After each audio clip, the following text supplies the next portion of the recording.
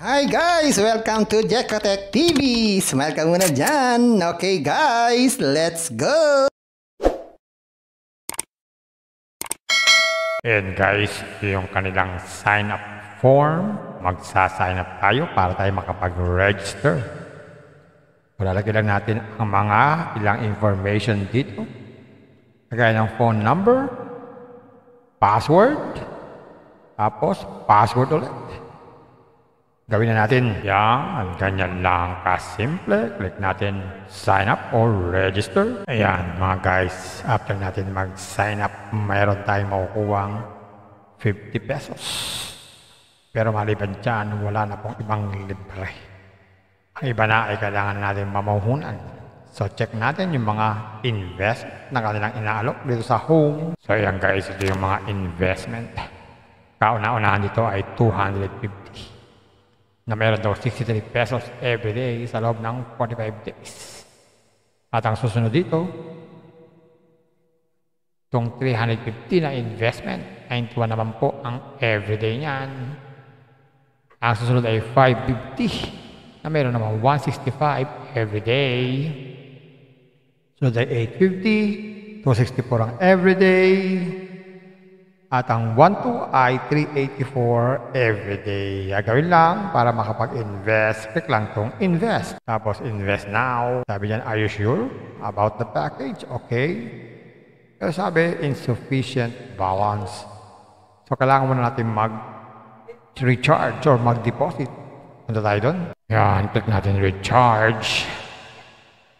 Pili tayo ng amount, 1-2. Pili tayo ng gateway. Pwedeng si GCash or si Paymaya or Q GCash or Q Paymaya. Dito lang tayo sa una, sa si GCash. Continue. Yan, lagyan tayo sa ating GCash. Next. Yan, scan itong QR code, mag-transfer ng fund. Pag naka-transfer na, pwede na tayo mag-invest. Check naman natin ang minimum withdrawal. Bago tayo makapag-check, naglagay mo tayo ng mga bank account natin, yung ating bank name at saka bank account number at pili po ng anong klaseng gateway. Yan, marami. GCash na lang. Pangalan. Yan. Natin submit now. Yan. So, ang minimum withdrawal ay 100. Maximum ay 10K. May bawas ng 10%. At daily daw, sabi dito, maximum daily withdrawal amount is 1K. So, wala silang nakalagay kung ilang beses. So, only pag ganito wala nakalagay. Only withdrawal. So, meron sila dito online service. Pag tayo na problema sa ating account, asa may order, ano yung ating mga investment, balance record, recharge record, withdrawal record. At yung ating withdrawal account, pwede tayo magpalit-palit. Pati password. At pwede tayo mag-download ng app para mabilis tayo makapag-login. At mag-log out na lang pag ayaw natin sa application na ito. Ayan, mga guys. Automatic, pang risk taker na naman to. Dito pwede sa mga naghahanap ng long-term investment.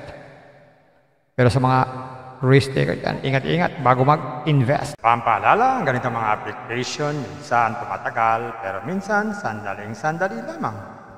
Kagaya itong application na to, ang hula ko dito, tatagal ito mga 4 to 5 days.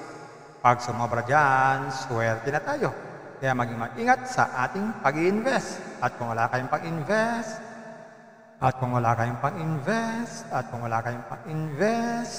Kung may free, sa free na lang muna tayo. Kung may free, sa free na lang muna tayo. At sa pampaalala, ang ganito mga application, minsan tumatagal, pero minsan sandaling-sandali lamang.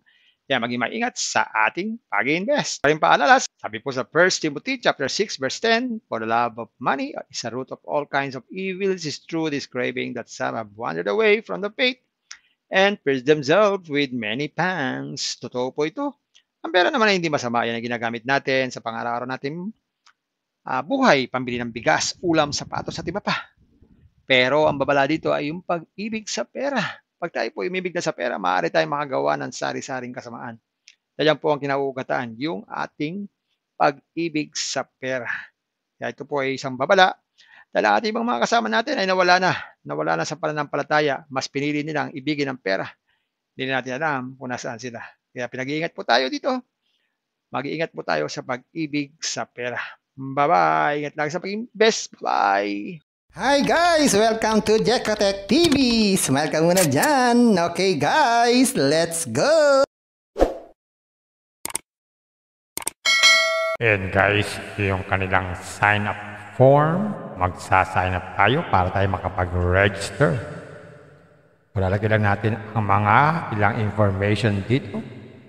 Lagay ng phone number, password, tapos password ulit.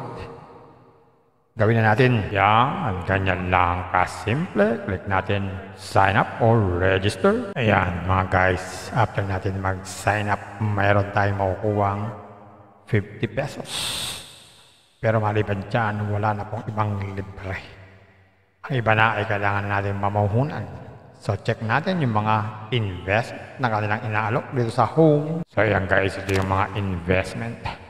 Kauna-unahan dito ay 250.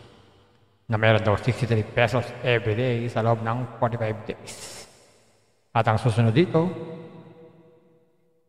itong 350 na investment, 91 naman po ang everyday niyan.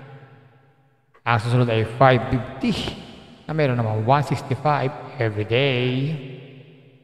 Sunod ay 850, 264 ang everyday.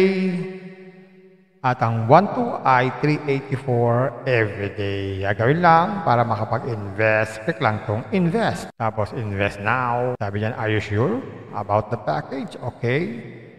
Pero sabi, insufficient balance. So kailangan muna natin mag-recharge or mag-deposit. Punta tayo doon. Yan, click natin recharge. Pili tayo ng amount, 1-2. Pili tayo ng gateway. Pwedeng si GCash or si Paymaya or Q GCash or Q Paymaya. Dito lang tayo sa una, sa si GCash. Continue. Yan, lagyan tayo sa ating GCash. Next. Yan, scan itong QR code, mag-transfer ng fund. Pag naka-transfer na, pwede na tayo mag-invest. Check naman natin ang minimum withdrawal. Bago tayo makapag-check, naglagay mo tayo ng mga bank account natin, yung ating bank name at saka bank account number at pili po ng anong klaseng gateway. Yan, marami. GCash na lang. Pangalan. Yan. Natin submit now. Yan. So, ang minimum withdrawal ay 100. Maximum ay 10K. May bawas ng 10%. At daily daw, sabi dito, maximum daily withdrawal amount is 1K. So, wala silang nakalagay kung ilang beses. So, only pag ganito wala nakalagay. Only withdrawal. So, meron sila dito online service. Pag tayo na problema sa ating account, as may order, ano yung ating mga investment, balance record, recharge record, withdrawal record. At yung ating withdrawal account, pwede tayo magpalit-palit. Pati password. At pwede tayo mag-download ng app para mabilis tayo makapag-login. At mag-log out na lang pag ayaw natin sa application na ito. Ayan, mga guys. Automatic, pang risk taker na naman to. Dito pwede sa mga naghahanap ng long-term investment. Pero sa mga risk taker yan, ingat-ingat bago mag-invest. Pampaalala, ang ganito mga application, minsan tumatagal, pero minsan sandaling-sandali lamang. Kagaya itong application na to, ang hula ko dito, tatagal ito mga 4 to 5 days. Pag sumobra dyan, swerte na tayo. Kaya maging mag-ingat sa ating pag-i-invest. At kung wala kayong pag-invest,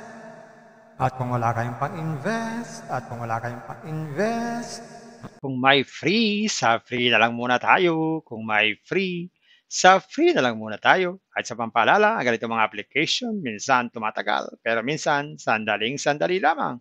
Kaya maging maingat sa ating pag-invest. Paring paalala, sabi po sa 1 Timothy chapter 6 verse 10, for the love of money is a root of all kinds of evils, is true this craving that some have wandered away from the faith and pierced themselves with many pangs. Totoo po ito. Ang pera naman ay hindi masama. Yan ang ginagamit natin sa pang-araw-araw natin buhay, pambili ng bigas, ulam, sapatos at iba pa. Pero ang babala dito ay yung pag-ibig sa pera. Pag tayo po umibig na sa pera, maaari tayong makagawa ng sari-saring kasamaan. Yan po ang kinauugataan, yung ating pag-ibig sa pera. Kaya ito po ay isang babala. Dahil ang ating ibang mga kasama natin ay nawala na sa pananampalataya. Mas pinili nilang ibigin ang pera. Hindi natin alam kung nasaan sila. Kaya pinag-iingat po tayo dito.